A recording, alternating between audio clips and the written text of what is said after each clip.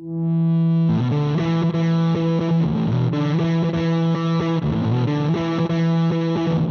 and gentlemen, boys and girls, cheerleaders, welcome to another episode of Tatami Talk. My name is Juan. This is my partner Anthony. It's a judo podcast for judo players by two judo players. So, Anthony, how you doing? You know how last episode I was like, oh man, I feel better. I'm going to start getting ready to compete next year and stuff. And then I don't know, had randori the other day, and then I just couldn't walk the next day. It's like everything hurts. And I went to my physical therapist and he was like, what kind of movements were you doing? Show me what kind of movements you did at judo. And that was the day where I was doing left-sided uchimata. Yeah. And he was like, yeah, you're overloading your leg, so it's going to your back now, because he's like, your back is making up for the weakness in your leg. It's like, you should avoid doing that right now because your leg can't handle it. And then, you know, was it yesterday? Yeah, yesterday we had a beginner's class. You had me do the uchimata movement. Yeah. When I got home, my back started hurting again. I couldn't do it. So I was like, okay, I need to tone it down. So he said like, you need to strengthen your trunk is what he said before you start doing these big movements. So just ashiwaza, like small ashiwaza movements for me. Okay. So I mean, like where you get you a 6-pack or something, you know, get like one of those like 24-pack, look at that. Yeah. So I still plan to compete at the year, but it might be the end of the year versus like earlier in the year, so we'll see. Well, with the way things are going for us, who knows when we're going to get to compete. You know, we and Anthony are both hoping for May, but the way things are now, like I think we mentioned it last episode that we were hoping to go to USA Nationals in Reno, and then like a week later, someone told us like, "Oh, Reno, what are you talking about? They're going to be in Florida now." It's like Florida, man, I want to travel all the way to Florida. It's a long flight or drive, whatever I'm going to do. Like, forget it. I'll wait for something else. All right. Should we get into it? You want to just get straight into it? All right. Yeah. So it's going to be, I don't want to make it a super long episode, and we know we have a lot to talk about. Just rip the Band-Aid off right now. So as most of you know, as judo players, people that love judo, that watch judo, that do judo, we change our rules after every Olympics. After every Olympics, they get just modified a little bit, sometimes more than others and stuff, but they get modified every Olympics. So they try to just streamline judo, make judo more action based, make judo more TV watchable and stuff. We got rid of we got rid of yukos and stuff, and we only went to wazatis, and we got rid of leg grabbings. We looked too much like wrestling. So last week, the new rules for the 2021 to 2024 to the Olympics came out. And they came out with a bunch of stuff about like how people are going to qualify, what qualifies, things about skirt, things about throwing, what's going to be rules, some new Shidos, and some techniques got taken out. So a simple one with qualifying. If you're not a top player, I'm sorry, you're just not qualifying. That's just how it is. The whole thing about like, oh, well, now you have to qualify this and that. Well, if you ain't a top player, all right, you ain't qualifying. If you ain't top 50, I'm sorry, you ain't going. I think the rules, that's simple. The rules are the rule changes more about, to be honest, I didn't really pay much attention to that part, but I know that it's to have more representation in each region, basically. All right. To me, it's just like, no, we're going to add this and this. Like, motherfucker, who cares? If you ain't a top player, you ain't going. It is that simple. If you ain't winning and you ain't getting points, you're not going. So you got to go out there and get some points and get some wins. I'm sorry. That's just how simple it is. I'm going to destroy my setup right here and knock this shit over. Fuck. All right. So the other interesting thing that came out. So that was about qualifications all right there. So the other one that came out was things about the uniform. And Anthony, go over the uniform stuff, because this is the first thing that they talked about was like they're actually going to do a judogi control, which is like checking your uniform 2 days before the event, and then they're going to check again the day of. I think that is more to be like I kind of noticed it during past year in the tournaments. If you see, this is a common beginner question for people who've never watched judo before. But they'd be like, why is someone has an IJF country code on their back? And as far as I know, from what I heard, correct me listeners if I'm incorrect, but someone told me that if you fail the judogi control, you have I think you have a chance to use a loaner. That's basically their loaner uniform. I think that's what it is. So I guess they want people to stop using that because I saw it pretty often in the past. So now they're going to give you 2 days before the event, give you judogi control and be like, hey, this is legal. This is not legal, right? Mm-hmm. And then at the day of the tournament, they're going to check it again. So you have no excuse. If they told you 2 days ago that your gi is illegal, then you have 2 days to go get a new gi. Mm-hmm. And they also said there's going to be obviously someone that sells a gi at the tournament, right? Mm-hmm. Yeah. And also at the warm-up area, they're going to have that thing. I don't know what they call it. The measuring. There's a name they called it, but they're going to have that in the warm-up area for you to check. Mm-hmm. So I guess they're trying to just like minimize the people having to use loaner gis or whatever reason. I'm guessing probably what they did is just the day of you get there, they look around your gi and stuff. It's like, hey, your gi looks suspicious. Let me check it out. You know? Yeah. Like, well, what was it? It's going to bring this up years ago. A guy that I like and stuff. And you'll be like, oh, you're just talking shit. Sexyama, Sexyama had a whole thing about greasing up his gi, and it's like, oh, my mom washed my gi, and I guess the soap didn't come off of it. My bad. She had to go switch his gi because shit like that does happen sometimes. But yeah, like we have the measurements. There's supposed to be things that there's certain length and stuff. And I know one that we brought that. Oh, you want to get into the measurements next then? Oh yeah. So the crossing points of the jacket at the belt level is going to increase by 25 centimeters instead of 20 centimeters. Ooh. So, when you put your left side over your right side, that crossing point, it's going to, from the belt, the distance is going to be increased by 25 centimeters instead of 20 centimeters. Mm-hmm. I guess, I don't know what the reasoning behind that is, but maybe they'd want the belt harder for the belt to come out. The gi to come out, or people were tying the belt too high, so because you can't grab below the belt, I tie my belt all the way up to my we made a joke about that, right? So yeah, we have time. Maybe. Oh my god, this will be a little off subject. So this weekend I finished Cobra Kai, and I love the show. I have tons of complaints about the show, but I love the show and stuff. And at the end of the season, they had another karate tournament, and you can tell who does, like, at least who's worn a real karate gi and who hasn't. Because you have some characters that and this is what they pissed me off throughout the entire show. So the entire show, they're all wearing white belts when they train. But then when they go to a tournament, they all have black belts all of a sudden. Oh man. And one of the characters like, oh, I've only been training 6 weeks and she's wearing a black belt. Pissed me off.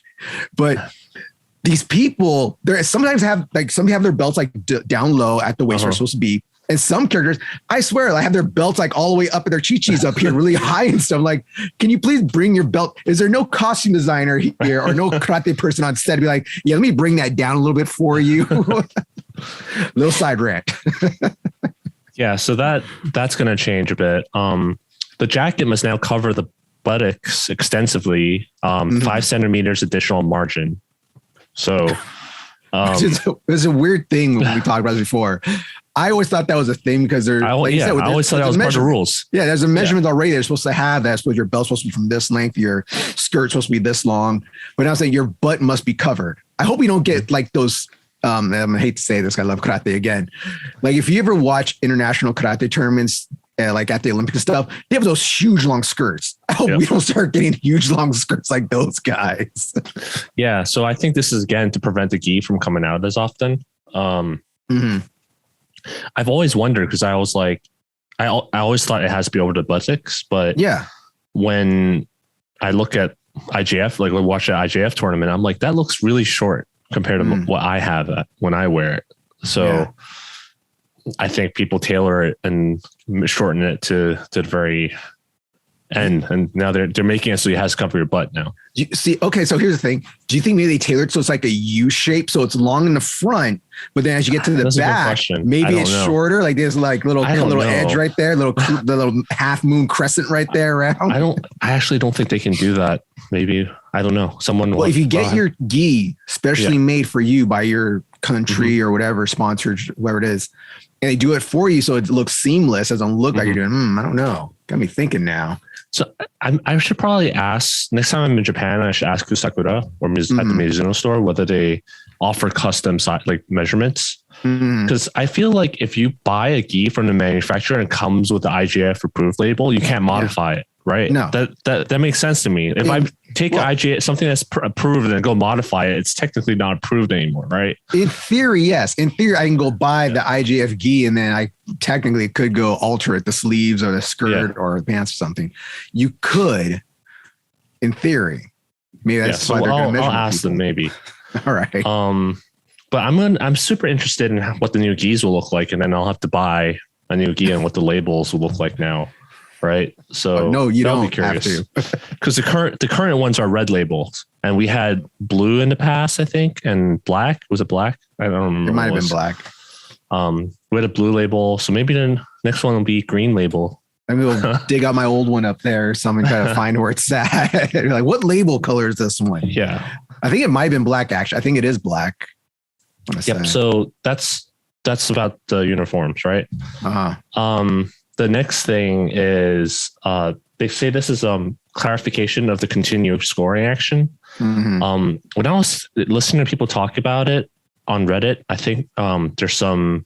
It's funny because they say it's a clarification, but I'm still not very clear with it because they said if there's stopping in the action when you roll. Well, let's say you roll someone to the ground, and then the action stops and then you bring them to their back. It's not a score. There's no score. Yeah. Some people interpret it as a clarification because in the past they said it has to be one driving movement. Yeah. So you see people like we joked about it in the past episode, like you turn on your head and then you push, drive, and your legs go like this, like keep pushing. You're doing the Three Stooges dance around trying to get them to their back. Yeah, try and push them onto their back. If you keep it as one continuous motion, it's a Wazari or a Ippon, whatever, right? It's a score. But how I interpreted the footage and what they said is that they're saying it doesn't matter if it's one driving movement. Like it doesn't matter if you're driving. If I'm driving, let's say this left hand right here is me driving and this right hand is the uke, right? Mm-hmm. I'm driving, but then there's a stop. I'm still driving, but this guy stops moving. And then I keep driving, still one movement, and he rolls over because uke stopped. I think there's no score. Even if it's one driving movement. That's all I say too. If the uke stops moving, the throw has stopped. Where the throw stops at, if he's on his side, or that's something we're going to get into further in here. If they stop anywhere in that motion, then the thing has stopped. If you haven't gotten Wazari from that, then you're not getting nothing from it, which I agree with, because I agree with. Like we said, I talked before, I hate the whole thing where people throw and they're doing a Three Stooges dance where they're fucking like a damn fish out of water with their neck all back and stuff. And I hate it, but I like a good clean throw. Yeah. I can't count how many times I lost the tournament in novice that way, basically. Mm-hmm. And I love it because we talked about how people are afraid of getting countered like that. Well, that's the rule later on, but it's ugly judo essentially, right? Like two of those shitty throws and then you win. And also, if you compete, you would probably know this, is that someone gets you to the floor and they're driving, you're focused on not being rolled onto your back, even though the impact of the throw has stopped already, right? Mm-hmm. So you're just stopping no matter what. Yeah. And the other guy's just pushing. But if with this rule change, once I stop the action, I'm like, okay, I'm good. I can counterattack on the floor now. I don't have to focus on preventing. Yeah. I can go straight in my Nawaza versus stop focusing on not being on my back. Like I stopped him. Now I got to avoid being rolled on my back versus now I stopped. Okay, let me counterattack. So I think that's going to be really good for the Nawaza portion of judo. Mm-hmm. But I wish they would clarify that a bit more, because a lot of people just saw it as like, oh, they're just talking about that one driving motion again, which I think is not it. Yeah.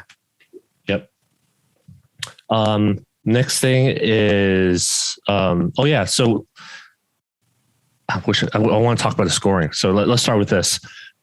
You know how if you drop on your elbows to stop a throw, you get it's a Wazari, right? Yes. Yeah. 2 elbows or elbow and a hand. Back in my day, that was a Yuko. All right. Yeah. Yeah. Well, that's another discussion. But now the difference is you get a Shido for doing that. Yeah. Mm-hmm. I don't know if I agree with that. I totally agree with that. I'm going to let people know this now before we get deeper into it. I don't have any problems with most of the rule changes this year. I actually appreciate and like most of them. So some people like, well, one's terrible. I don't give a shit. Yeah, I love most of these changes. I see it as a majority good or majority bad thing. Yeah. I mean, I don't have much I don't really care, but yeah, I don't know if I agree with this. See, I agree with it because if it's supposed to be that if someone gets you in a throw, we know how to fall. Okay. Mm-hmm. And if you do the whole thing where you put your arms out to stop a fall, it's a dangerous technique at that point. We're going to get into this later with other dangerous techniques. I'm putting my hands out and I'm stretching them out straight. Okay. Which can possibly lead to an arm break or dislocation, a fracture, a finger getting broken, can lead to that kind of stuff. Same thing with an elbow getting down. You jam your shoulder, mess up your collarbone and stuff. People are going to be like, oh, but that's very rare and far and few between. I get it, but you're also preventing me from doing judo. So I'm not going to say like, oh, well, just take the throw. Just like give them the ippon. No, try to land on your side. Okay. If you're screwed, you're screwed. And you know how it is. You're screwed. You're like, oh shit, I'm screwed. I'm in the air. What do I do? Put on my arm, try to get it broken, dislocated? No, I'm sorry. You have to take the throw. Either block it or take it. This is where, okay, part of me thinks it's a little too harsh. So that can be arguable. Like you said, right? Two different sides. I'll agree to disagree, but I don't think it's going to stop people from doing it because what's the alternative? If you don't do that, it's more likely they're going to score an ippon if you think about it. Yeah. So you have to, am I going to take a Wazari and a Shido? You could take the Shido, but I kind of see this as where this is where judo is big in Europe and in Asian countries. And a lot of young children watching judo. And it's why we kind of got rid of the scorpion thing where people block on their heads. And we're going to get into later also. Again, some more of this. Young kids see this at a high level. And then young kids start doing it at their own dojos. I think they're going to keep doing it. I think they're going to keep doing it. I don't think the rules are going to do anything. Because again, Wazari and Shido or ippon, which one? Yeah. Hey, the blocked it dead. All right, reverse it. You don't get put in that situation. I'm still going to do it. Okay, put in that situation. I'm still going to do it. So yeah, but we'll see in 4 years how this thing goes. They'll be like, okay, well, let's make it that they do this automatic, just like how they did the I call it the scorpion people. Like when the people bridge out, how they made that a straight Hansakumake and stuff, and now it's Is it Shido? Is it back to being a Shido or is no? It's still Hansakumake. Okay, yeah. So you see how that's directly Hansakumake now to get people to stop doing it. Who knows? In 3 years, next Olympics, 3 years. In 3 years, they might be like, okay, they didn't learn their lesson. They're still doing it. Shit. Okay, it's Shido. It's Hansakumake now. There's no way that's gonna happen. I don't know. I don't know. We'll see. I'd risk that than just straight ippon. But yeah. Or at least to me. This is where I think it gets me scared. Like I've never broken an elbow or a hand or a wrist or anything. I've busted up my fingers, stuff, fractures, other parts of my body.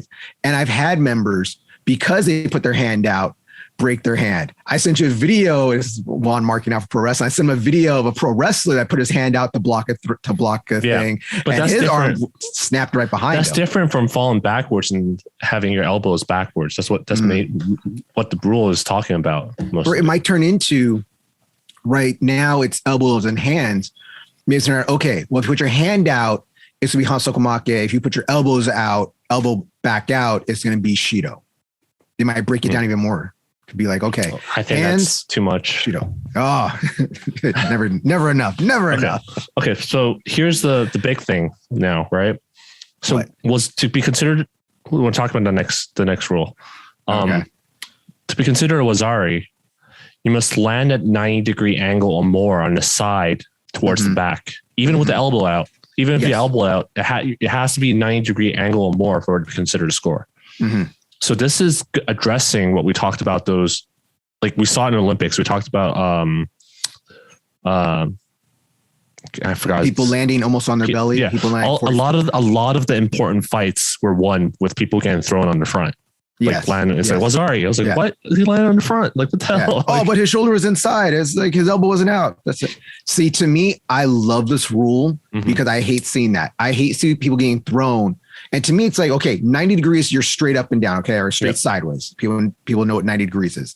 If I'm 45 at all or breaking that 90 onto my belly, it shouldn't be anything.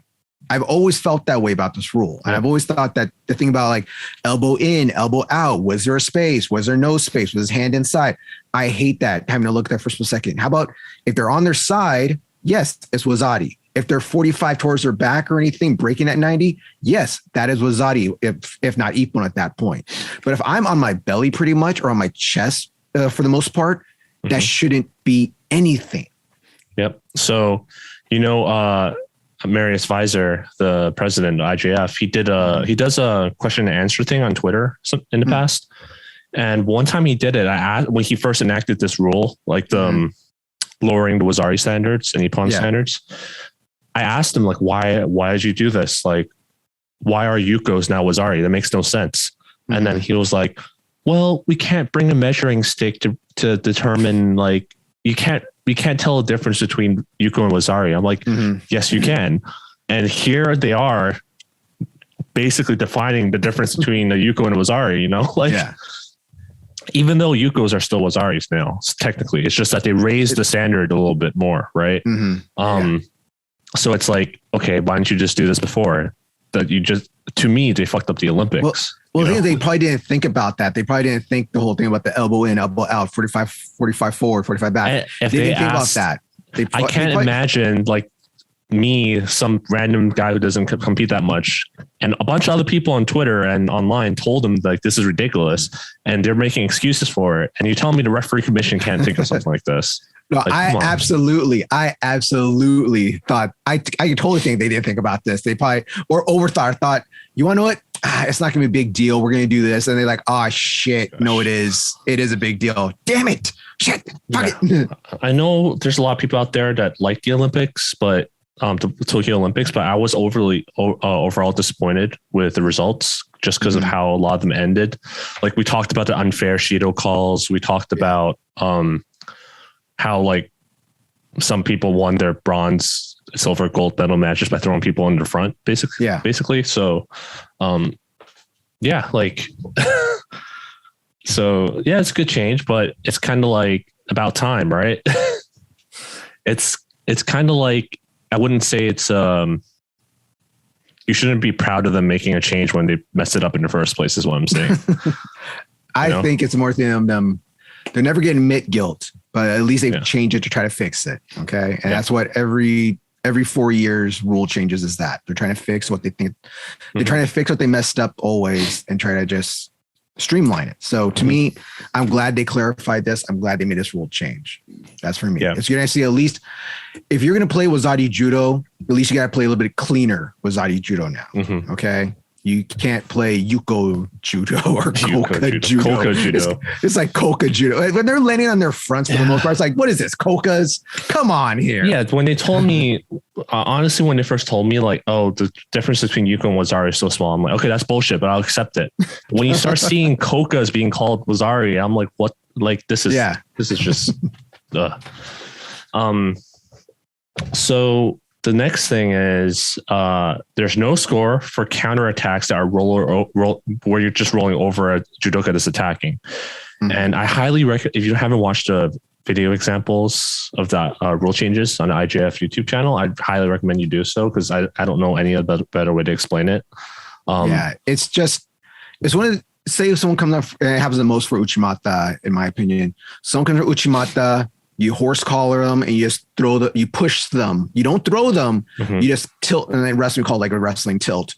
You just tilt them and you just put them, like, you just force them onto their back somehow. And you just you're not doing any technique. There is no judo technique in it. It is just manhandling, using strength and momentum to throw the person over. Not even throw them on, just roll them onto their back, just tilt them onto their back to get a wazari or even ippon. There was a match at the Olympics that someone won a match that way. And I was like, what? I was like, I appreciate it, but it's like, that's not real judo. I mean, I want to say we told you so, like, because we made predictions that episode. If you guys listening haven't listened to one of our previous episodes where we talked about predictions of the rule changes, we kind of called it, like, they need to do something about getting these scores from countering people attempting these big throws with these shitty counters. Yeah. And this is their response to it, which is good. But my problem with it is, where do you see, this is like a kind of like depends on the ref kind of thing again, like what they see. Like, does this mean that all rollover counters don't count? Like, what happens if it's a Uchimata Tsukashi, right? No, if it's Tsukashi, the thing, if it looks like a real judo technique, I know what we know, right? But rules, you can't. The refs should know. They're higher than us. So, if someone does a Tanya Toshi from that, then it should be a score, And I'm not talking about Tanya Toshi. All right. Let's say the final again is the Taiwan guy versus Japan. Yeah. And then he does the Uchimata Sukashi on the Japanese guy. He's going to be like, oh, that's a rollover. That's a rollover counter. Like, you know what I'm saying? You know what I'm saying, right? Like, I know. I know. I'm like, they need to define it and clarify it more. Like, at what point is the rollover not considered a proper counter, right? Yeah. So that's my only problem with the rules. It's giving it too much leeway for the refs to make calls like that. To me, the demonstrations that the videos they showed demonstrating what they say isn't a counter stuff, the way it looks, it's all the ones that I agree with. The word just. The person's going, and this is one thing I didn't talk since about this, is that the one person is coming in for a throw. Ogoshi, not Ippon but Ogoshi, Uchimata and stuff, Haraiven, Hanagoshi. They're doing the attacking the entire time. And the opponent is just waiting for that right moment to tilt them onto their back, tilt them onto the floor to get the Wazari, or sometimes even Ippon if you get some air with it. And it's like the person's doing all the work and the other person's just playing counter, which is, I have no problem doing counters. I have no problem with that if you're going to do a real technique. Yeah. And to me, this is a tilt like this is not a real technique. So I'm happy they're getting rid of it. If you watch the video, some of the sections, they'll be like, okay, this is a no score. This is an example of a score. This is an example of Shido. This is an example of no Shido. That part of the video, they only showed counters that aren't scores. I'm like, okay, so why don't you clarify that by showing Uchimata Sukashi and be like, this is a score though, right? They're cowards. That's why they're cowards. I mean, to me, that's like, okay, you're not showing it because you want to leave yourself some leeway to make calls like that. Of course. Right? If it's Japan, Korea, France, Russia, they're like, oh, let's leave a little bit of gate there for them to play with. Yeah. So that's my only problem with the rule. But overall, I think it's good intentions, better than not having that rule. Let's just say that. Yeah. Do we talk about the top of the shoulder pin point system? No. Like, did I miss that? Like, I can't remember if it was in the 90 degree if it was in the same in the 90 degree section. Or if I mentioned it. It's they're looking at towards the back, so even the shoulder counts. Yeah. Yeah. So that's something people know. So if you get thrown with a throw and it's a big throw and you land on your upper shoulder area now, they're calling that Ippon. Yep. They're not going to call that Wazari no more because it's the upper shoulder area. And it's pretty much, it's always been that way, but I think just, again, clarifying it more that, even though you're not touching your entire back area, if your upper shoulder, your top half right here, if you can't like video, you can see what I'm touching right here, but in the video, if you're podcast, just their upper shoulder area, where everyone gets their cool tattoos at, if that area hits the mat, that's Ippon now. Just let you know now, okay? That's Ippon. So if you get mad, hell, I'll get mad. If that happens to me, I'll still get mad likely. But I wish they would just take away Wazari rolling Ippon, then that would solve a lot of problems. But it is what it is. It's so pretty though. There's such beautiful judo. Okay, so all right, so we're gonna talk about the one that's gonna get everybody mad. Yeah, should we just leave that for the last? You want to just leave that for the last one? Yeah. All right, let's skip over. Let's go for that last. Okay. So gripping below the belt in the end phase of attack is allowed if uke is already in Newaza. So let's say you do a sacrifice, some sort of makikomi throw, and the guy lands kind of on the front. You can, once they're on the ground, you can let go of your hand and use that hand, grab the legs below the belt, whatever, turn them over. So this is a good change, I think. Well, the thing to me, I think this is another clarification because the rule was always I was allowed to grab underneath the belt into Newaza. This is the thing that always confused me because so that's another thing. I see people on the internet saying it's just another clarification, but I've seen people do exactly what we're talking about and get called get the score taken away in a Shido because they touched the belt. Yeah. When the uke was right on the ground. Yeah. So I've seen it called both ways. So just basically, okay. So yes, it's a clarification, but no, they haven't been calling it consistently before. So it goes back to the rules I said previously, right? It was depending on who's fighting. Who's the ref. It depended on who the ref was also. Yeah. Like, let's admit to it. Some judo players are tachiwaza only. That means they're only stand up, throwing, ippo, and that's it. Very little newaza at all. And if you got some refs and some judo players that are tons of newaza, we understand groundwork. We know how to let people work. We can see things happening. Okay. So it's sad, but it depends on which ref you get is going to let you work. So if you get a ref that doesn't know much newaza stuff or is just like throw pin, that's it. And you're trying to do some fancier stuff with a leg lace or trying to turn them over, trying to do something cool, even cool old judo stuff like Kashiwazaki stuff for some of you see in old Kodokan books. They might be like, they're not doing nothing, standing back up. I'm working here. I'm working for this. Nah. Sorry. Damn it.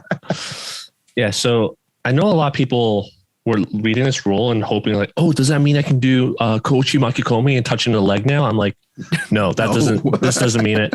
Oh, does this mean I can do the drop kataguruma and the legal version, but now use my other hand to grab the leg and lift it over? It's like, no, I wish that was the case, but no. But that's actually a good point because I bet you are going to see a lot of people attempting that though. And see how much people can get away with, how far and how much they can get away with. Because that whole thing about the continuation is going to get confusing for people.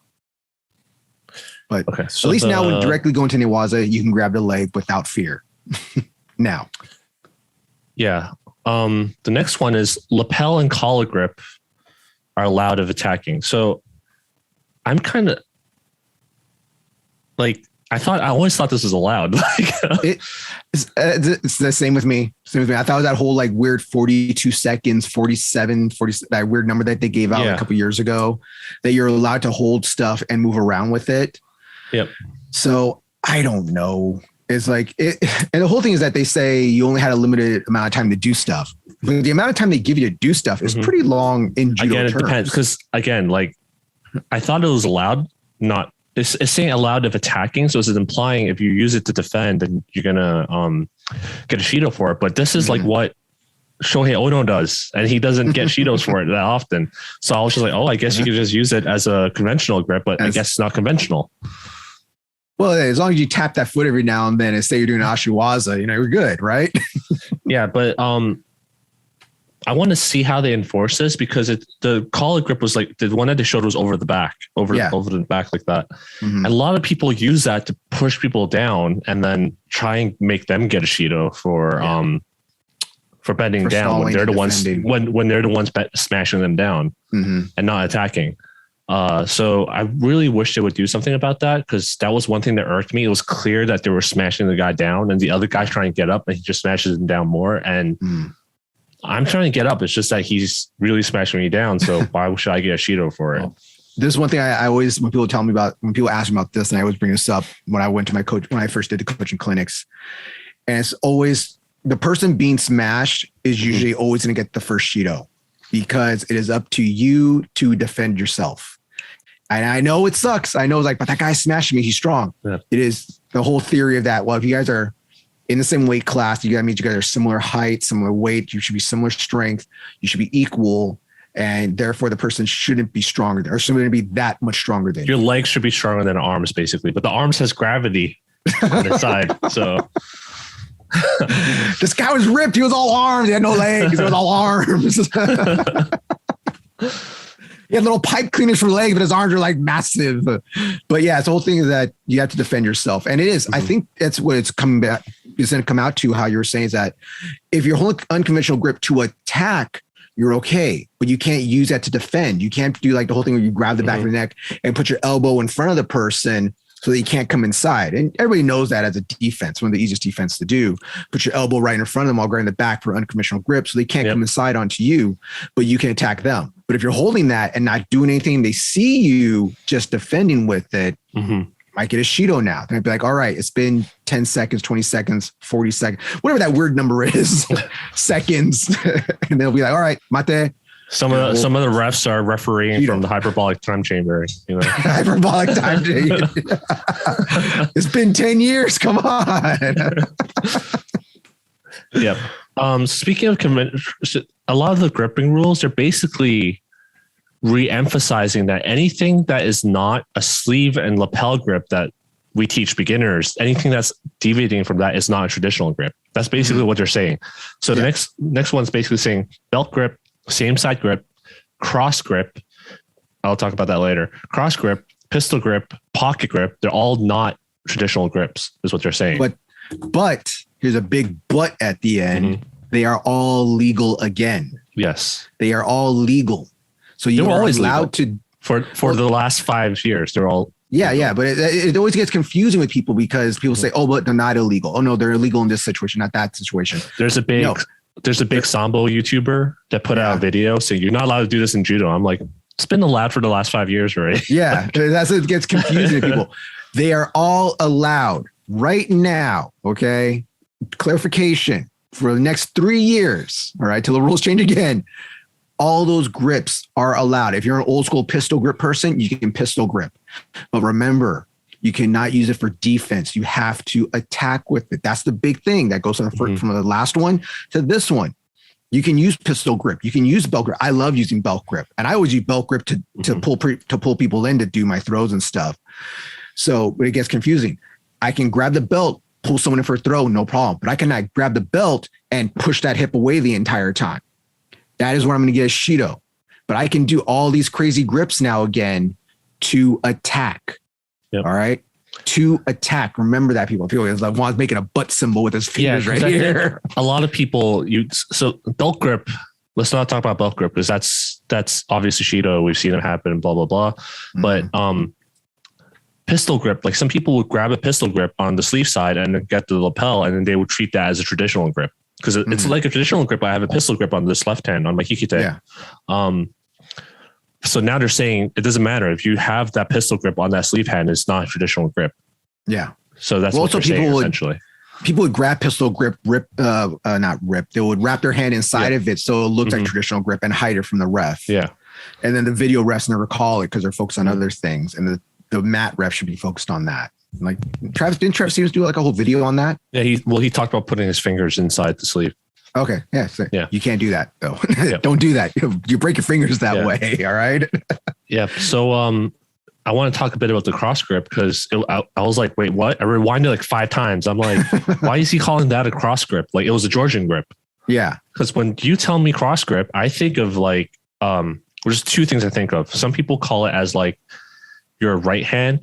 If I'm righty, my right hand grabbing the left sleeve. That's one way of calling a cross grip. But the way I was taught, a cross grip is when you have the same side grip. So a sleeve and collar on the same side. So instead of a traditional grip, your right hand goes across the other side. That's why I was taught as a cross grip. But IJF showed the cross grip as the Georgian grip. For those unfamiliar, Georgian grip, you have a sleeve and then the other hand's like deep over the back, almost to the belt, and then your elbow like smashes them down. They call that a cross grip. I don't know why. Like, hey, everyone has a different thing for cross grip. For me, most of the time when I talk about cross grip, I'm talking about my right hand usually on the sleeve, either on the elbow or a high sleeve, and then my left hand is grabbing the same side collar. To me, I always refer to that as my regular cross grip. So it's basically the second thing what I said, but on the opposite side is what you're saying. Yeah, so the opposite side.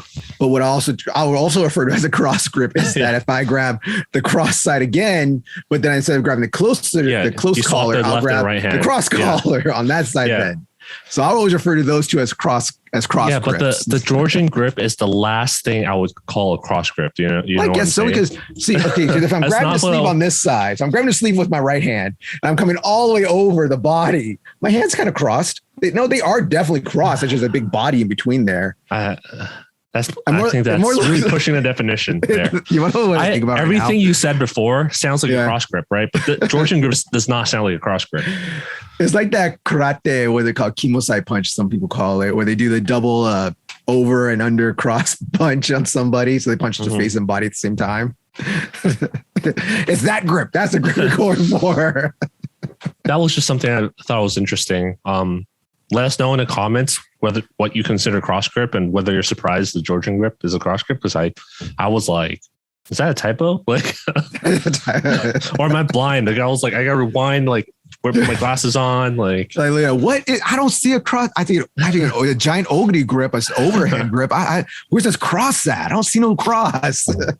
Yep. The next thing with the grips is breaking the grip and immediately retaking a grip is allowed. So they're not going to call Shido on you if you A lot of times you'll see when people grip fighting, it's really, really good grip fighting that's happening. It's active, but they break the grip, regrip, break the grip, regrip, and then they'll be like, mate, Shido. Like you see this hand movement, Shido. They give both people, Shidos, right? For patty caking is what they call it. Yeah. But it seems like you're allowed to do that now if you break the grip and you immediately grip again versus you break the grip and disengage, which is a lot of people do. Reset and then catch your breath. Yeah. Catch your breath, reset. Well, catch your breath. Or if you lose the grip fight, you're in a bad spot. Then you go super defensive, break the grip and reset and start the fight all over again. Yeah. That is going to be a Shido. But so I think that's a good change. It's going to force people to alter their grip fighting game a bit and make it less defensive. And I think you have less room for error that way.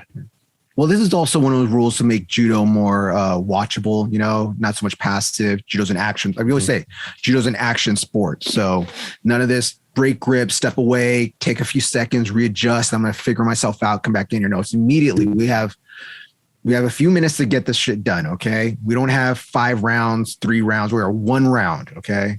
So we have an action-based sport. You ungrip, you immediately grab again. Okay. He has your sleeve a certain way. You don't like it. Ungrip it, regrip, fight it, that. No more of this regrip, ungrip, get off me, step away for a few seconds, shake my hands out, look at the crowd, wave, hey, come on, get the crowd into stuff. No more than that. I don't know what kind of judo tournaments you're going to, but what crowd are you talking about?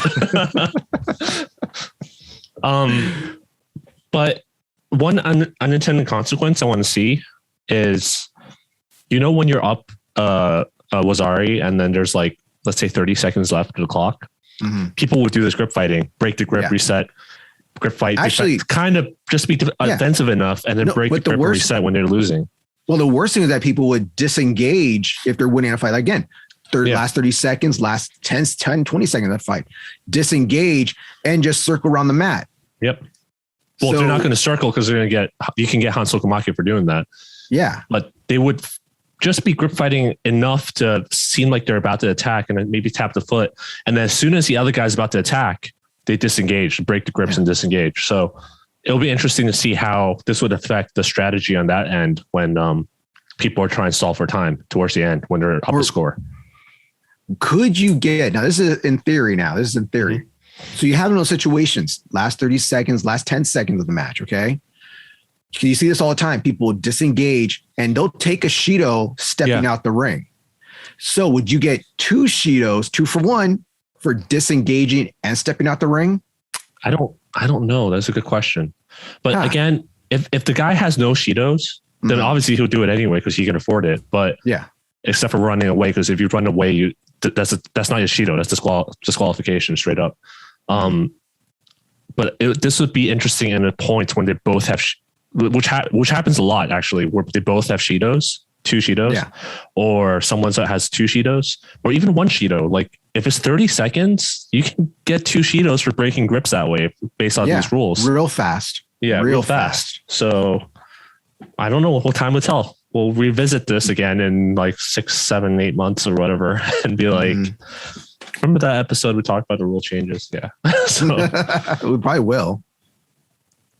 Yeah. And the next thing, that's the minor thing, is retying and arranging a judogi and hair is allowed once per judoka per contest. After that, you get a Shido. Yeah. I think that's good. Okay. Let's break it down. Like the judogi thing's obvious, right? We don't have to talk about that. People are stalling. That's not really happening. Well, no, let's talk about this for me, because for me, this is one thing that was always like annoyed me with the new rule change. I liked it before where, hey, if your gi becomes undone, it's undone. You fight till the ref tells you, gives that cross symbol to fix your gi. All right. But you're talking about before the change, because now I'm saying before the change. Okay. You continue fighting. Now with the rule change before that rule change again, the last rule change was you can fix your gi anytime. All right. You have to. They're only going to tell you once. Yeah, they're only going to tell you once, but you have to have a clean gi. So if your gi comes undone, you get to fix it. If your gi comes in, your belt comes undone, you have to fix your belt. I was seeing way too many people using that as a personal timeout, Their gi would come undone, or I've seen guys, pull their little gi out a little bit, pull their gi out a little bit, like, oh, I gotta fix my gi. I'm super freaking tired right now. Hold on, let me fix this gi real quick, taking their damn time. I don't like that. I know judo's hard. We all know judo's hard. Okay, I've almost died on the mat before because I was so out of shape one time at a tournament. But to me, it's the ref should tell you. Yep. You should not be taking no personal timeouts. Yeah. I agree. The ref should tell you when to fix it. Yeah. I don't like this whole thing about you need to fix it and we're just only tell you once. I'm like, okay, so I'm fixing it and you're not giving me time to fix it. It's just I'm in a rush, right? Yeah. But with that said, those who know, like, there's multiple ways of tying your belt, and there's the tight way that I do it before class that it's not going to come loose. The belt will not come loose if you tie it that way. Yeah. Yeah. So you'll see people tying the faster way to make it come loose to allow you some time. But yeah, ever since that rule change, I've never, ever seen anyone's belt come loose anymore. Have you noticed that? I've never, ever seen it happen. Well, coming loose anyways is kind of a rarity most of the time. Even in the past, I think. Like I said, it's easy if you tie it the fast way, the easy way. And I think it's done intentionally, and it happened a lot in the past.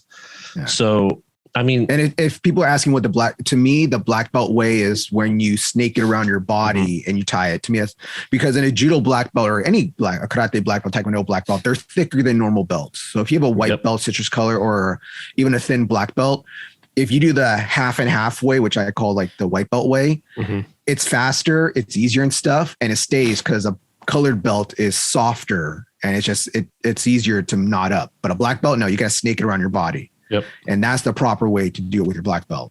I'm going to get some heat now. Someone's going to say, no, that's not the right way of doing it. That's stupid. But going back to the skirt length, a lot of times when we see people tucking their gis back in, it's not the belt that comes loose. They're having trouble tucking the gi in because their skirt is short. So they're like trying to fit it in, and they're tired. Obviously, when you're tired, your dexterity and your fingers are kind of bad, and they're really trying to get it in, versus if you had a long skirt, you would just stuff it in and then yank it, right? And then that's it. But because the skirts are so short, oh my God. I had we used to have this huge Mongolian guy at our dojo, Sensei Baina. Hi, if you're out there and you're listening to us. Sensei Baina, this huge guy. And I was I don't know if I was a white belt or a brown belt at the time. I might still been a white belt at the time. I definitely was white belt at the time. And my jacket was coming undone and I'm trying to put it in. He did this thing that I do to people now where like I barely got my front part in, like the collar part inside. And he just grabbed my collar, he just grabbed the bottom of it like whop, whop, like this with my belt inside. He's like, oh, okay. Cause it just straightened it out and pulled everything down. I was like, oh my God. Am I still alive? So he's the one that taught me that. And it's like, that's funny. No one else, I never see anyone do that, but that's a really, try it at home. See if you like it. So that's tying your belt. You're only allowed to do it once where you undo your belt, rewrap everything. So think of it as a timeout. You get one timeout, basically. It's a personal timeout, Yeah. I'm going to call it. I'm going to go around. Timeout real quick. Timeout. I got to tie this shit. So what's controversial now is, well, kind of controversial is saying hair is only allowed to be tied once per contest too. But a lot of women out there have long hair, and famously Daria Belodid grabbed someone's hair, even though her hair was like, she grabbed her by the top. So even if she didn't tie her hair, it doesn't matter, right? If it's tied in a bun, she would just grab the bun. But which is funny because afterwards in the next tournament, that girl came with short hair. Like, screw this. You're going to all have the Japanese female haircut. They don't have that bowl cut next. Yeah, they all have that cut to prevent stuff like that from happening. Yeah. But a lot of people are like, oh, it's not fair. It's sexist. Like, women have to tie. It's like, okay, what? MMA fighters braid their hair. Like, exactly. That was the point I was going to make.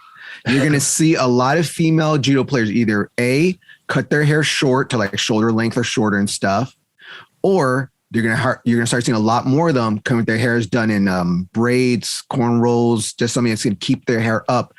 If you want to have super long hair, and if you watch the video, they showed what's that girl's name? It was the German girl, wasn't it? In the video for the turn for Which one? The one that got slapped? No, not the one that got slapped. Was it her? I don't know what you're talking about, so I don't know. So when they do the demonstration in the video, they have I don't know what country's girl. I want to see she's German. I'm not sure. Send me the heat if you want. She has really long hair. You know, she has really long hair for a judo player. And the entire time, her hair is everywhere. She has like big old afro by the end of stuff. She's tying her hair up in this crazy bun, trying to do this stuff. If you have long hair like that, then you have to choose. Do I want to keep this long hair? Do I want to cut it? Do I want to put her in cornrows and stuff? And it's the same thing with wrestling when I was growing up. When I was in middle school and I started high school and I started doing high school wrestling, you either had short hair or if you had long hair, you put it up in a shower cap, not a shower cap, but the swim caps, and you put your headgear on top of it. That was your choice because you couldn't have long hair in wrestling. That's what women did. And that's what guys that did wrestling had to do. I chose to cut my hair really short, and now I ain't got no hair to cut, but that's a different story. Yeah. I mean, what some people ask me, like, why do all the Japanese team members have short hair, same haircut? I mean, if you look at their high school, all the men, all the boys have shaved head. And to them, that's like part of the uniform. You know, that's kind of like every single job has a uniform in Japan. Like everyone, you don't see people working in their casual t-shirt, shorts clothes most of the time. Every job has a uniform. It's kind of like this is my work mode. Once I put this uniform on, I'm in work mode. And also that haircut, it's like this is my job. I'm doing this. I'm taking it seriously. So I'm going to shave my head. That's basically what it is. And that's why all the girls on the team have short hair too. And then you'll see once they're a little successful and get some tournament results, they might dye their hair or cut it a certain way, you know, like style it. Yeah. But you know, give a little flair. Yeah. So that I think you have to make the choice. If you're going to take it seriously, otherwise risk getting that Shido then. Right. Yeah. And I don't know why more women, like, I know, ladies, please let me know and stuff. Give me why you guys do this or why you don't do this. Why more ladies don't braid their hair, even just do tight, high up braids. It takes a lot of time. I understand. Dude, I used to have long hair. Okay. When I was, it's a side story again. When I was in middle school or high school, I can't remember which one it was. My friend, this one girl, she put my hair up in like braids on my hair. Like, remember, I graduated in 2001. Okay. So remember that late 90s, 2000s hairstyle and stuff. So I'm here in little braids, and it took forever for her to do it in school. Okay. She started during lunchtime, and then I think she finished it after school and stuff. So I had like weird ass hair halfway through class and stuff like this. Oh my God. And I know it takes time, okay? But look at every UFC fighter out there, every MMA fighter out there, female boxing stuff. They all braid their hair, put their hair in some sort of braid and stuff. We have a member of our dojo that I forget that she has long hair sometimes because I only see her with a high, tight bun in her hair, and it rarely ever comes undone during class. Yep. And she fights hard during class. But we'll have like barbecues or we'll have the holiday party. She has like passion long hair. It's like, oh my God, I forget. Yeah, Daria Belota has long hair and she ties it in a bun. Yeah. I think if you have long hair, and then unless it's, again, I never had really long hair like that before, so maybe I'm wrong, but I feel like if you have super long hair and you just tie it into a ponytail, you're not trying. You're not trying. Hear that, ladies? He said if you put your hair in a bud, you ain't trying. All right. If you don't, yeah. But with that said, it seems like there's a lot more ways to get Shidos now. So I'm kind of surprised they didn't add a fourth Shido back in. That used to be the case. It used to be able to get disqualification on the fourth Shido versus the third Shido. Especially with the grip fighting thing, I think it would make sense to bring the fourth Shido back. Yeah. That's just a personal thing, but maybe we'll see it in the future. Maybe. But then again, this is only for 3 years. The next Olympics in 2024. 2024 is the next Olympics. So it's only 3 years from now. These rules, yeah, it's fast. It's fast approaching people. So these new rules, get used to them. And let's go to the main one that everyone hates. No, there's one more. There's one more? Is there another one? Yeah.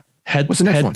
Head dives are Hansel. Oh, yeah. We're talking about that again. Okay. So again, this is a clarification, but just like the other one I said, where they showed like Shido, no Shido, score, no score. They only showed Hansel Kamake for this one. And they only showed 2 clips, if I remember correctly. I pulled it up earlier. One of them was a clear head dive. Like the guy, guy was a cartwheel. The guy did a cartwheel on top of his head with Uchimata. There's no argument that was it. But this is the second clip was the one that by the way, they show two angles of the same clip. So there was two angles of the first clip, and there was two angles of the second clip. Excuse me. The second clip, the guy lands on the side of his head, like right here. And I'm like, out of all the videos of people doing it, you pick the one that is like the most gray area borderline with no clarification. Why? Because for those of you who watch Shohei Ono, a lot of people call what he does his Uchimata all the time head diving. So go compare Shohei Ono's Uchimata to Maruyama's Uchimata. Maruyama dives head first and then he pops back up right afterwards. He does not land on his head most of the time.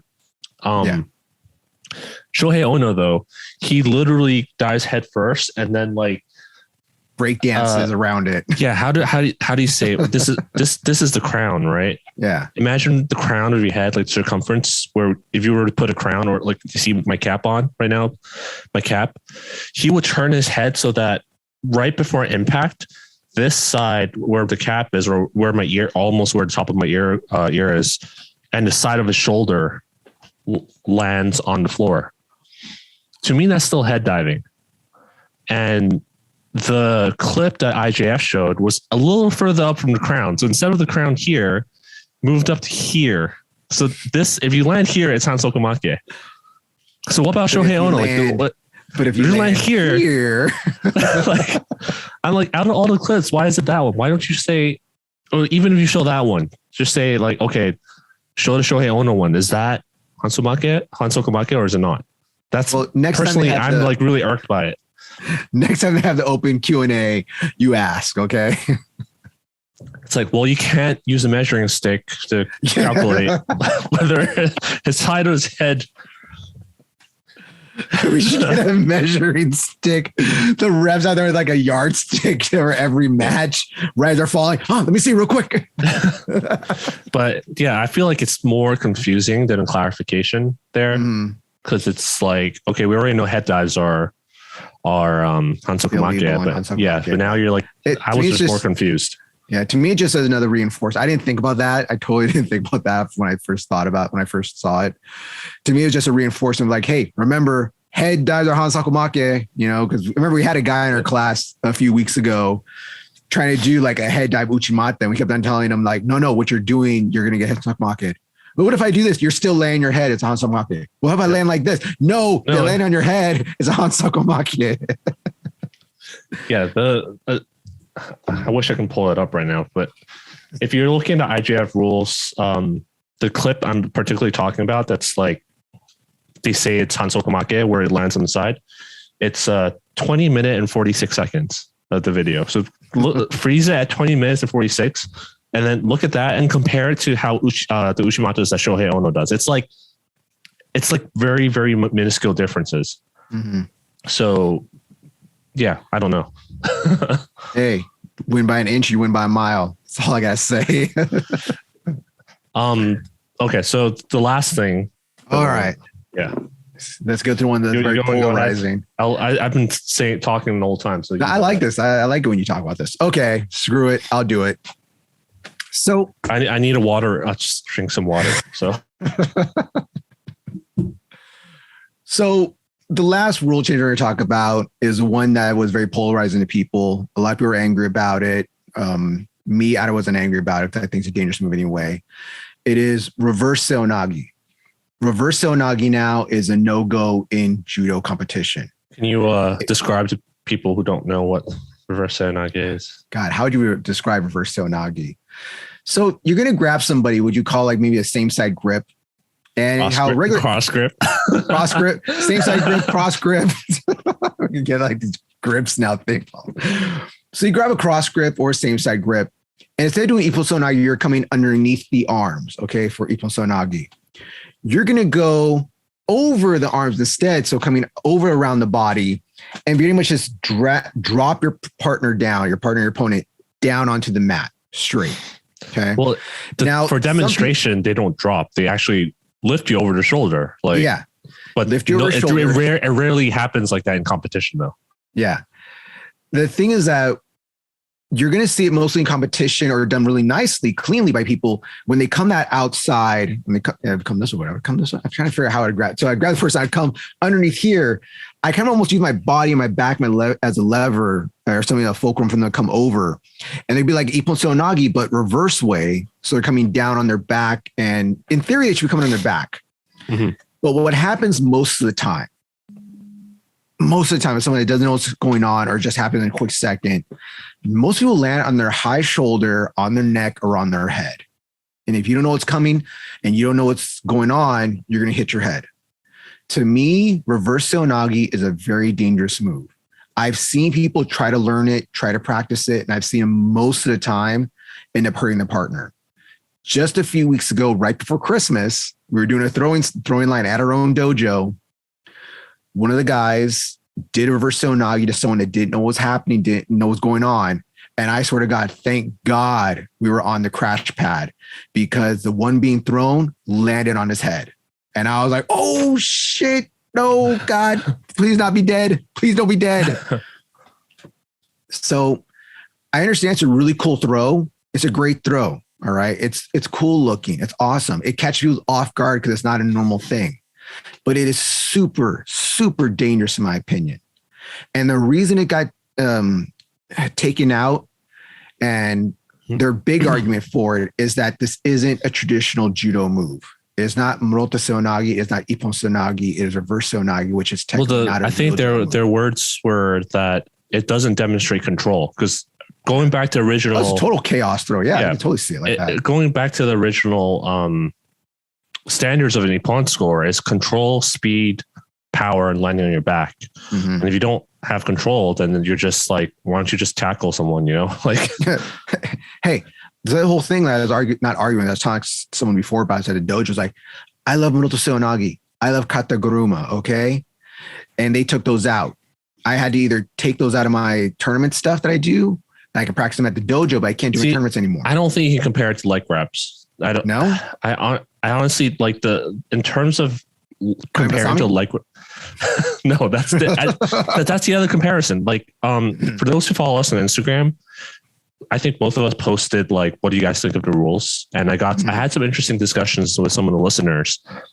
And yes, people compared it to Kani Basami, and some people compared it to leg reps. Mm-hmm. And I don't think you can compare it to Kani Basami personally, because Kani Basami, how would I word this differently? It's very dangerous. Let's just say I think it's more dangerous than reverse Seoi Nage. Mm-hmm.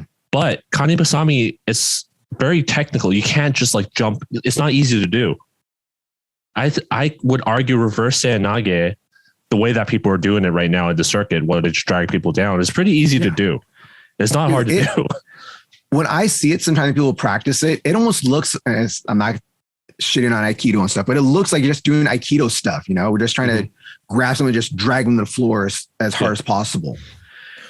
And to me, it's like where Kani Basami, Murotogari, Kataguruma and stuff, any of those leg grabbing throws, they're real judo. People might get mad I say this again. They are real judo moves that are in the Kodokan book. They are in the list of what we're supposed to teach. I think we can teach people reverse Seoi Nage in like 15 minutes, I think. Considering you're not trying to make them do the correct one where you actually lift people over your shoulder.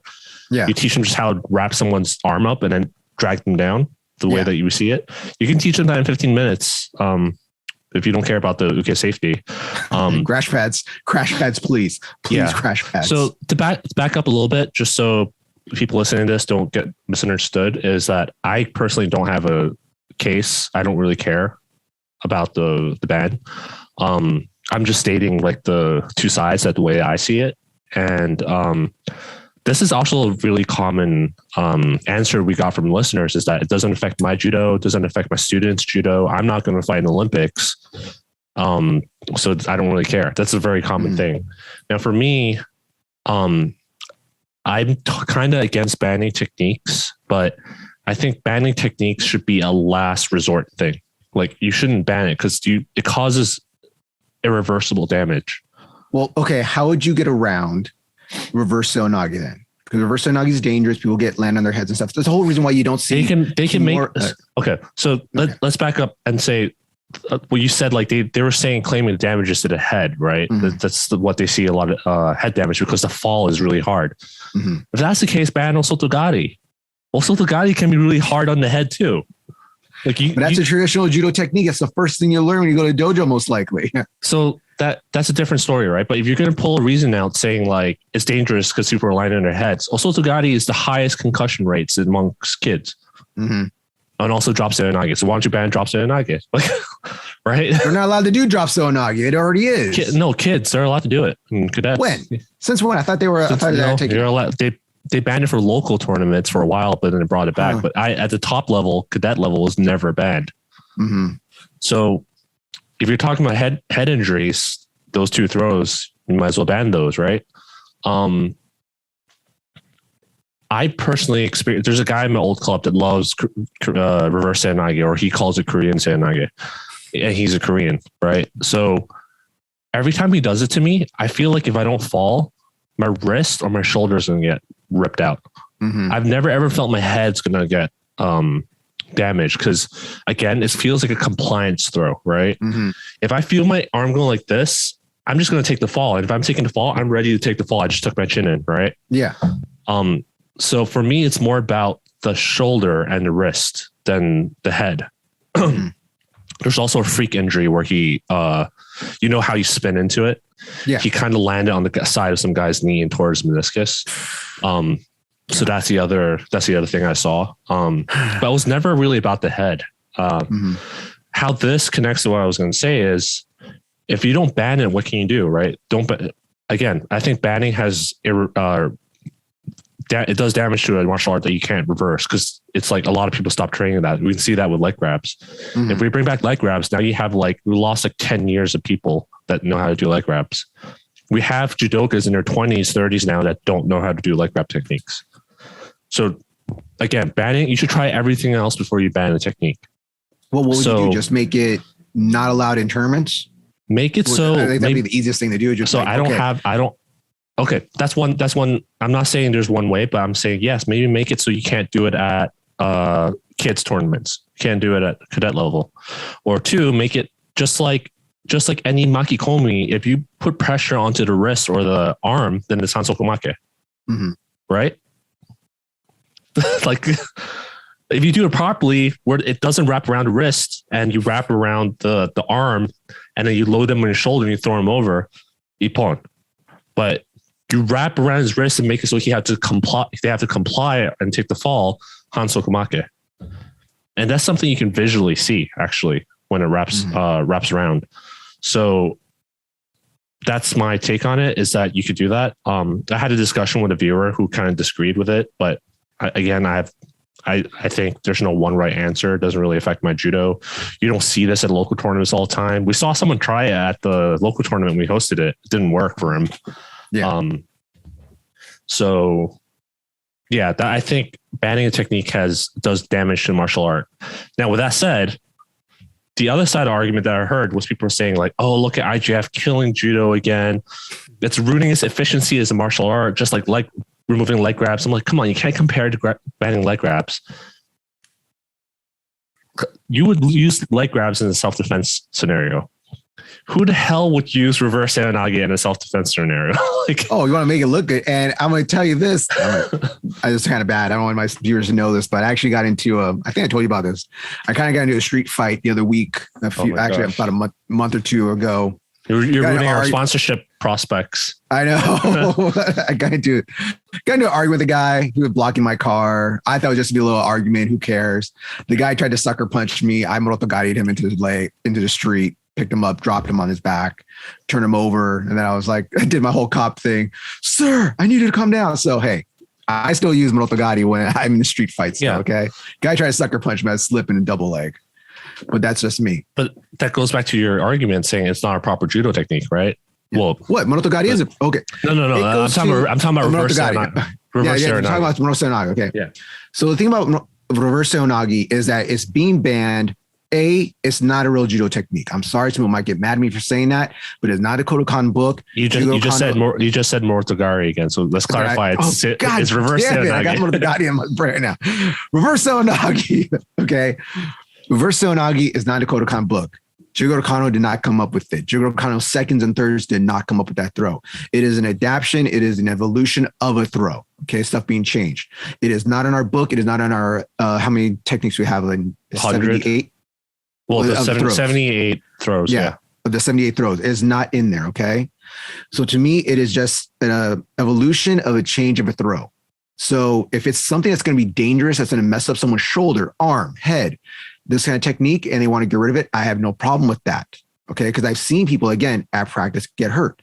Now, when it comes to getting rid of leg grabbing techniques, okay, kata, like the favorite ones, kata guruma, morotogari, getting rid of those are taken away because the IGF thought that would look, not the IGF, the IOC, the Olympic Committee, thought that we were starting to look too much like wrestling, and like, we already have wrestling. We don't want what they always say, wrestling in pajamas.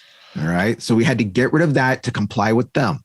If we didn't have to comply with them, kata guruma, morotogari, and stuff like that, any leg grabbing techniques would still be in there. Okay. That is a totally different argument, in my opinion, because those things are still taught. They're still told to be taught at any coaching clinic you go to. So here's a counter argument to that I would have is that judo techniques are constantly added and removed. Like, let's say dakiage was removed, not a recognized Gotokan technique anymore. It isn't? Dakiage is not recognized no more. Yeah, they right back in 2017. Really? Yeah. Oh man, I love dakiage. Okay. Dakiage removed. They added Kouchi Makikomi, which was considered Kouchigari before. That's like what? That's like, yeah, to me it's like almost the same technique. What's the difference? So that's what I'm saying. You can't use it as an argument that it's not technique, because judo evolves, the sport, martial arts evolve, and you have to adapt. And that's, like you said, an evolution. And some people will say, well, it's a very irregular technique that doesn't look like judo. I'm like, okay, yeah, that's kind of true. But then another technique that you can't do without a gi, like that way, is morote Seoi Nage. That's another, like, so there's two sides of the argument. If I think grab you by the chest. Yeah. In the end, I think a lot of the reasons that people made that why it's a good or bad technique don't really have merit because of what I just said. You should, again, explore other options is what I think so. And you have to really, really analyze what the cause and effects are and try other stuff out before you ban a technique. Well, one thing I will say about them not banning a technique, but people not using it anymore because they're scared of getting Shidos or getting Hansakumake, is when they changed how to do an udegetame to somebody. Or somebody might say a kimura. Udegorami, I mean. Udegoram. It's the do a kimura to somebody, an Americana or kimura. Yeah. And the thing is, what happened was it was like 3-4 years ago. One of the females from, God, I want to say Korea, but I'm not sure exactly what country she's from, got put in it, fought, and she messed up her shoulder. And the whole thing about judo is that we're not supposed to inflict damage on each other. It's kind of funny. We're trying to armbar each other and stuff, because we're supposed to give you a chance to tap. You're supposed to be able to walk off the mat. Yeah. So because with the way it was done, they were like, oh, well, since she did the kimura and it wasn't to the elbow like it was supposed to be done, or what the theory was supposed to be done, their elbow, it was more their shoulder and messed up her shoulder. Now, if the ref sees you doing a kimura or an Americana and they see that it's more done on the shoulder, you're going to get a sheet. Is it Shido for it, or is it Hansakumake? I think, I don't know. I actually, I kind of want to say it's a Shido. I don't want to say it's Hansakumake. I'm not sure exactly. Let us know if you know in the comments. You're a better rule person than we are.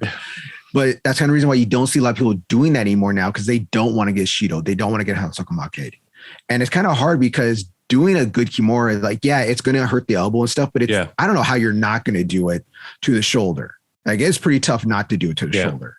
You have to get a really good in deep, arm can't move, hard on the elbow. So it's going to just only be on the elbow position. But that's one thing that they said, like, okay, well, if you do this technique, it's still legal. You can all do it. But if it looks like it's on the shoulder, it looks like you're going to hurt the person's shoulder and they're going to be out for 6 to 9 months, Shido or Hansakumake. Not sure.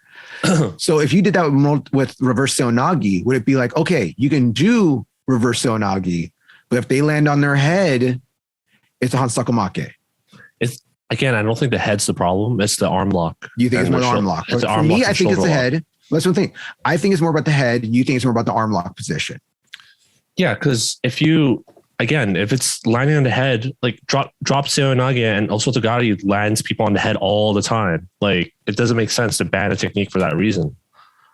To me, it does because I'm always going back to the same argument again. Yeah, it's not a judo technique. It was not created by Kano or his seconds. It's an evolution technique. That's where we're going back there to going in circles about this thing. So that's just our opinion. Yeah. So let's go to what some of our fans, like we put this out there. What do you guys think of? There's one more thing. Another thing that people stated is the injury rates in the cadets, right?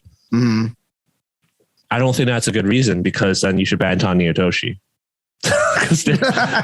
This fool right here hates Tanya Toshi.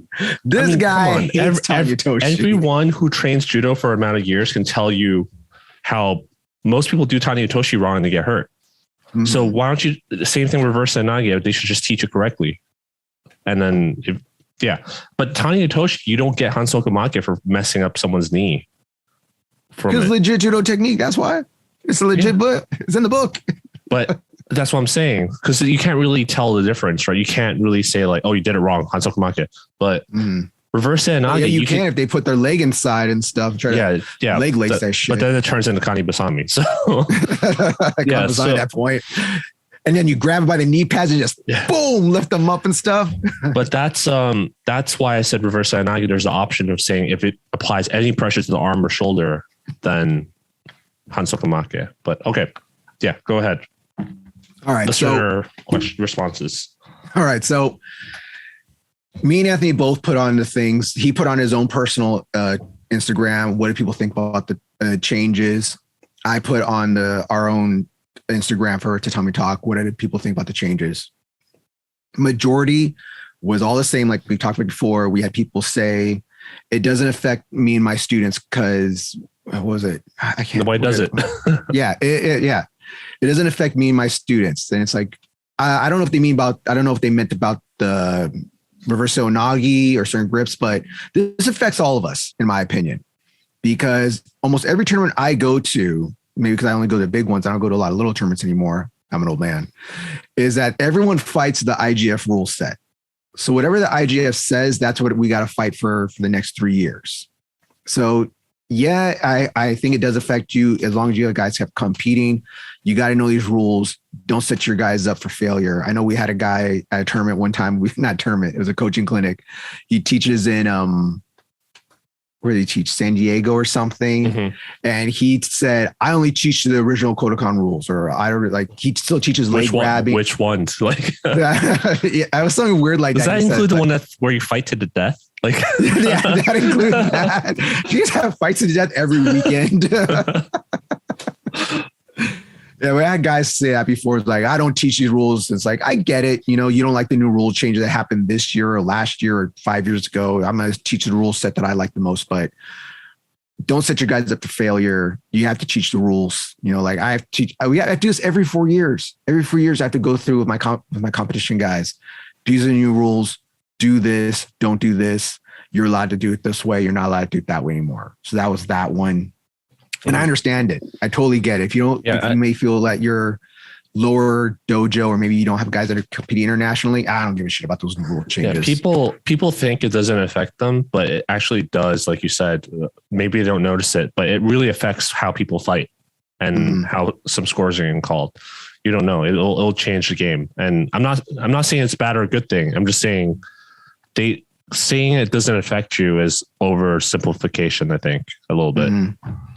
I had another person just write cringe. I think it goes with like, it doesn't affect me. Yeah. I was like, it's like cringe. It's like, what do you mean? Again, cringe? Like people who are saying like, how dare they ban this thing or watering judo. Well, to me in my head, I'm just like saying, this guy is basically saying, how dare they ban this technique that nobody I know or me does ever, except for Olympians. Like, yeah. I wanted to do that next week. That was my New Year's resolution throw was to do reverse Seoi Nage. Yeah. And I mean, man, we get so much crap for it. But if that is your main throw, then I think you got better things to worry about. So please get better at other throws. And it was kind of funny. Like we're going to talk. I'm just going to say it right now. I said to Anthony when this thing first came out, and I said, well, it only affects one country. And then his first response was me, more countries than just Korea does this. I'm like, I didn't say Korea. But that's the first one that came to mind. Because that's everyone's saying that, oh, like, that's another thing that we heard was that, oh, let's look at Japan, like influencing the IJF. Oh, look at that. Because they hate country Koreans. that sport came from affect. I'm just like, people are like, oh, it's because Korea is doing too well. I'm like, have you looked at the stat? You clearly don't watch judo. Korea's they're not bad, but they're not doing that great either. Like, they're in a rebuilding phase I don't think reverse Seoi Nage is gonna change how well they do. But we looked at it. You and me did look at this thing, and it actually is that Italy does the most reverse Seoi Nage in competition. So it's not really going to affect Korea. Yeah. More, it's going to affect Italy and their fighters, because there's like two or three men do it on the team. A lot of men, a lot of women. Lombardo does it. I forgot the bronze medalist's name. The girl bronze medalist, she does it. The Lulu friend, I forgot her name. The redhead girl from Great Britain. My dog's calling the door.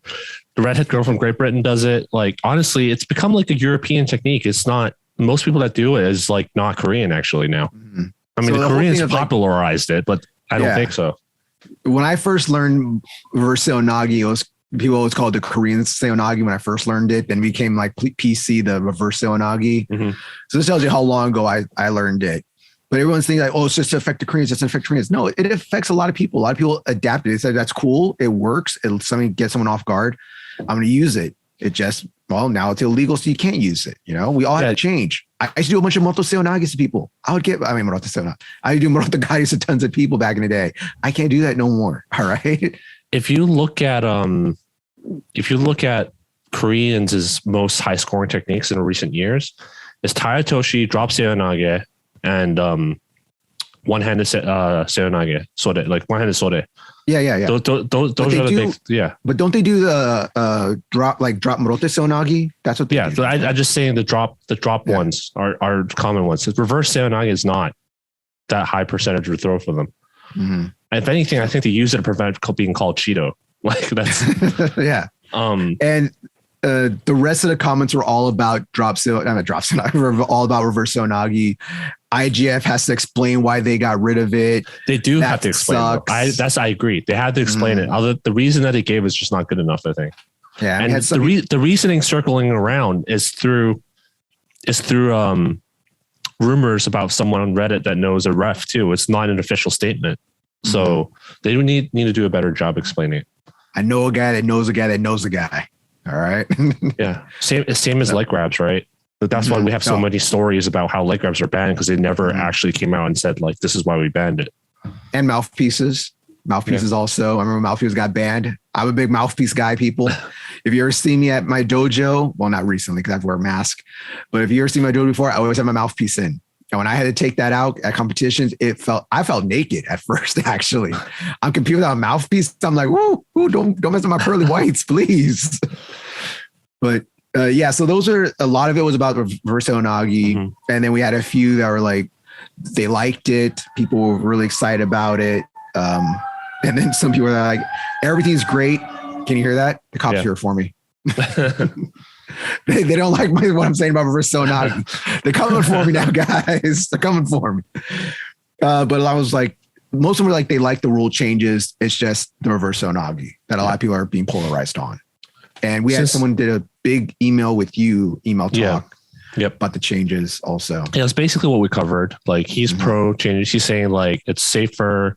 This is why a lot of people do BJJ more than judo, because it's safer, which I kind of don't totally agree with. But so I don't really care. I'm just looking at things objectively from both sides, all arguments, and I don't agree with bans, mostly because I think it's a slippery slide. Because if you ban one technique, like they banned Udegaishi, like you ban one technique, where do you stop, right? So there's only Ippo Seoi Nage left. There's only Uchimata. I agree with. I think that's a legit concern is like they're just banning techniques left and right, and you can't do that. Mm-hmm. And speaking of what, since I mentioned one-handed sode before, like the one-handed sode that what's his name? God, he hasn't fought in a while. That's why I'm trying to remember his name because Ono took his spot. Oh, okay. Ex-world champion. Yeah, I'm so oh my god, bad with these names. But is it the one that was double jointed, right? No, that's Hifumi Abe. Oh, Hashimoto. Soichi Hashimoto. He does, him and another guy from Russia, I think, are the only two people I see consistently do the one-handed sode Surikumi Goshi. And the reason why more people don't do that is because it's very risky to the joint. And Hashimoto recently actually finally got a Hansokumake for doing that throw and putting pressure on the guy's joint. Mm-hmm. So you don't see them banning that technique just because there's a high risk of you doing that. It's only because there's only two guys doing it. That's why. Well, yeah. So I think it should be follow the same thing. Like make it so, again, call Hansokumake on reverse Seoi Nage if it puts pressure on the shoulder or the wrist. And then people will stop doing it unless you're really good at it, like those two guys. Mm-hmm. Then you'll see the injury rates come down. So maybe. But it's already gone, so. Yeah, there's nothing we can try to bring it back. Unless you're going to join the IJF, become a president, and be like, you want to know what? I want reverse Seoi Nage back in. It's easier to ban a technique than it is to bring it back. We just have to. That's why I was saying it should be a last resort. Mm-hmm. All right. Is there anything else about the rule change you want to talk about? Summarize. I really don't care for it. I think mostly it was a good change overall. Everything. And we're not just talking about reverse Seoi Nage, so overall the changes, I think it's a good thing. Both me and Philippe was disappointed though, and wished it was more. I'm disappointed about the grip fighting rules. Wish there was more clarification, and definitely disappointed about the scorings. There's no change to the scorings about the standards of Wazari and Ippon, other than the 90-degree angle thing. Again, wish there was more. I'm just wishing there's more. This is very disappointing for me, but overall good. What about you? Like I said, I'm actually pro all these changes for the most part. I am glad about the clarification. I'm really glad about the 90-degree angles. I'm very happy about that. The only thing I wish they brought in, because we talked about before, Taekwondo has it, wrestling has it. I think even boxing has, not boxing, the challenge system. Yeah. The challenge system. I really wish we had the challenge system brought in. And I don't know what it was about this last Olympics. I just noticed it more maybe, but I really think that we had our own card. I kind of wish we had our own card. That a ref can be like, a coach can be like, hey, review that, please. Now. Again, I think it's nice to have it, but I don't think it will change anything. Because I was reading figure skating rules. It's so similar to judo. No, like I'm talking about the challenge. They have a challenge system too. Mm-hmm. But I was wondering why more people don't use it, and the reason why more people don't use it is because even if they find something wrong, it's really rare that something has changed. Is what they're saying when I was doing research. I understand that. Yeah, well, you do your whole figure skating routine and stuff. You're gonna be like, oh, let me go back and redo my double, triple axel. Whatever they do. Yeah, I mean, because think about it. When you challenge stuff, it's probably going to be the gray area items that we talked about, right? Mm-hmm. And figure skating scoring judging is a very subjective thing, in my opinion. So both things are subjective. They're just going to call it the way they see it, or they think, what they want. All right. And that's all. I'm starting to lose my voice because I talked all episode. I'm very glad. I'm happy that you did so much today. I appreciate it. Usually I'm doing all the talking and people are telling me to shut up. All right. So let us know what you guys saw of the rules. Leave it down in the comments. Send us emails. Send us messages on our own stuff. Again, please like, share, follow, subscribe. I'm going to do all of it because Anthony can't do all of it and doesn't like doing it. And if you actually watch our last egg video, I had a little arrow pointing at it saying, here it is. Look at it. Oh, A little follow up with that. It is not a fake egg. They were real It's not a eggs. fake egg. Yeah, I know people were trying to say they're one of the comments fake. on Reddit was like, what is this test trying to prove? Like, I was like, I didn't think it was going to explode, but I think there would at least be a crack. Like, I mean, if you've been training a while, like you, then maybe you'd be familiar with it, not surprised. But we got a lot of people saying like, it's a fake egg. It has to be a fake egg, right? It has to be a fake egg. So that was mostly for them. And for the people on Reddit, that the reason it comes is because my wrestling coach, when I started like in 5th grade, when I first wrestling practice, he would do this, the first wrestling practice of the year, to show how safe a wrestling mat is, that if an egg can fall, you can fall. The egg's not going to break. You're not going to break. Learn to take the falls. You're going to be fine. So to me, it goes into judo. Our mats are safe. We teach you how to fall, amazingly how to fall, all these different ways. You should be safe. Just take the fall, slap the mat, and you'll be good. So that's what it's proving, showing to you the egg is safe. You are safe. In good hands with Juan. All right. So please like, share, follow, subscribe. You can follow me at @Jerry_Juan at the time. You can follow Anthony at Anthony Throws at Instagram. Both of those Instagram. You can follow Tatami Talk itself on Instagram. You can follow Tatami Talk on YouTube. You can also send us any messages at us at tatamitalk@gmail.com. Anything else, Anthony? No. Is that it? Yeah. All right. Happy New Year, everyone, by the way. I think this is our first episode in the new year, actually. Forgot to mention that. Actually, our last episode was on New. No, this fool right here always tries to make me look stupid. It says, "Hey, well, I'm going to publish it on this day," and then he does it like a few days later and make me look dumb. I know it's not hard, but come on, help me out. Happy New Year's, everyone. Hope you guys have a great year. All right. And don't forget to slap the mat. All right. Yeah, we got it. All right.